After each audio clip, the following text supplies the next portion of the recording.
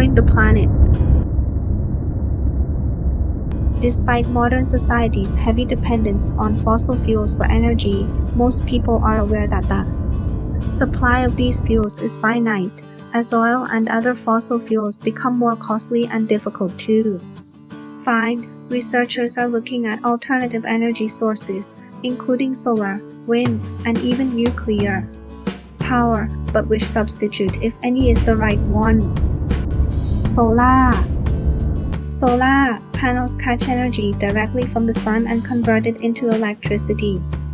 One of the world's largest solar power stations is in the Indian state of Tamil Nadu, where more than 2.5 million solar panels have the capacity to generate enough power for 750,000 people.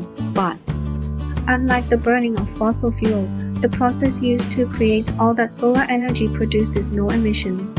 Today, however, solar power provides less than 2% of the world's energy, primarily because the cost of the panels is still very high, but price is only one issue. Clouds and darkness also cause solar panels to produce less energy.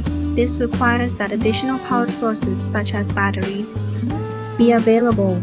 Some scientists think the solution to this problem can be found in space, which is the ideal place to gather energy from the sun.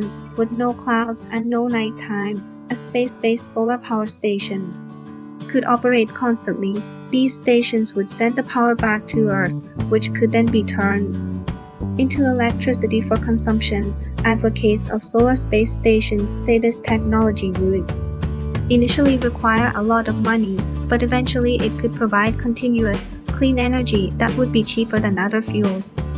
Also, unlike other energy sources, solar power from space would last as long as the sun shines, and would guarantee everyone on Earth all the energy they need. Wind, the fastest growing alternative energy source, is another way of collecting energy from the sun. Wind is caused by the sun's heat rather than its light. Therefore, unlike solar power, wind power works well even on cloudy days. All over the world, incentives designed to decrease the dependence on oil and coal have led to a steep increase in wind-powered energy. Today, Asia leads the world in wind power, producing around 230,000 megawatts, the equivalent of 230 large coal-powered plants. Europe produces nearly 180,000 megawatts. North America remains a distant third, at 105,000. Despite its successes, some people are protesting wind power development, saying the turbines are both noisy and ugly. Just outside England's Lake District, a protected national park, a dozen existing wind towers are due to be removed. This is a high-quality landscape, says one local homeowner. They shouldn't be putting those things in here. There are other challenges, too. If the wind doesn't blow, the turbines are not able to produce adequate energy. As a result, other power sources are needed. In contrast, a strong wind can create too much power. In cases like this, the energy company must sell the extra power at a much reduced rate, which is not good for business.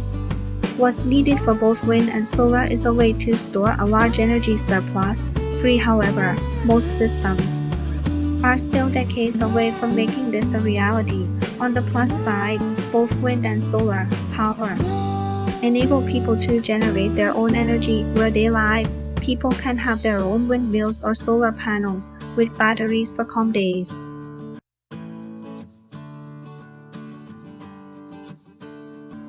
Nuclear. In the 1970s, nuclear power was seen as the main energy alternative. Nuclear power produces vast amounts of electricity more cheaply than gas or coal, with no carbon emissions, for a number of years. In the 1980s and 90s, however, use of nuclear power declined due to accidents, concerns about nuclear waste storage and disposal, and high construction costs. Today, times are changing. Worldwide, about 450 plants generate 11% of the planet's electric power, and some countries have invested heavily in nuclear energy. France, for instance, gets 3/4 of its electricity from nuclear power, the highest percentage of any country. China has started to build 1 or 2 new plants a year, and India has also begun to utilize nuclear energy on a large scale. However, there are still concerns about the safety of nuclear power, as seen, for example, at the Fukushima nuclear power plant in Japan. The country had to close the nuclear reactors at Fukushima when the plant was hit by a tsunami and, as a consequence, began releasing substantial amounts of radioactive materials.